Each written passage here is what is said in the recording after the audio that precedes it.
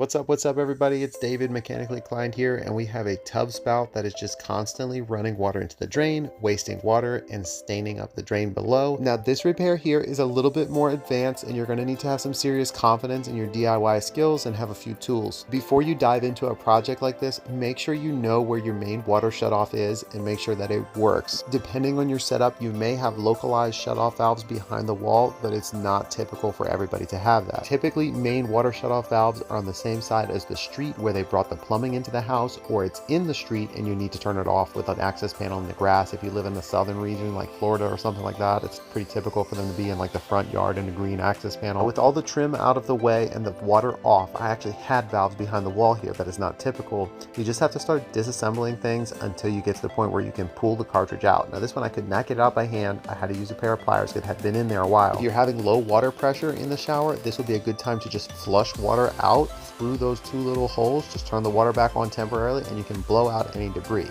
Now, I just went over to the hardware store and picked up the exact replacement. This is a pressure balancing cartridge. These devices help prevent scalding by mixing the water together to a comfortable temperature, and also by balancing the pressure. If somebody flushes the toilet and the cold water pressure drops, the hot water pressure is supposed to drop also. You'll notice on this particular one, there's little notches on the side here where you can adjust the temperature of the water. Usually I like to set this thing all the way to the hottest position and then back it down once I have it installed, in case I need to reduce the temperature of the water so that like a kid or something like that is not going to get scalded. Another thing I always recommend to have around the house is plumber's grease. If you're going to be doing any plumbing projects, grease everything. You can't go wrong with it. This thing had instructions, and there is a right and a wrong way to put this thing in. If you put it in the opposite way, your cold will be on the hot and your hot will be on the cold, and it won't work very well. The outer ring is basically what secures this thing. So once that's on, you can turn the water back on and you can test the functionality of it. And this thing, you don't need to go crazy tight on it. It's got a big gasket in there that's going to seal it. Now my valves again were behind the wall, but you would go back to your main shutoff valve either in the basement by the water meter or out in the street, depending on where you live. Putting the trim ring back on can be difficult if you've never done it before. It just takes some practice lining up the screws. Just take your time. You can pull the plate off the wall a couple times until you get the screws perfectly lined up. I can do it really easily now because I've done it a million times, but this will be annoying the first time that you try to do it.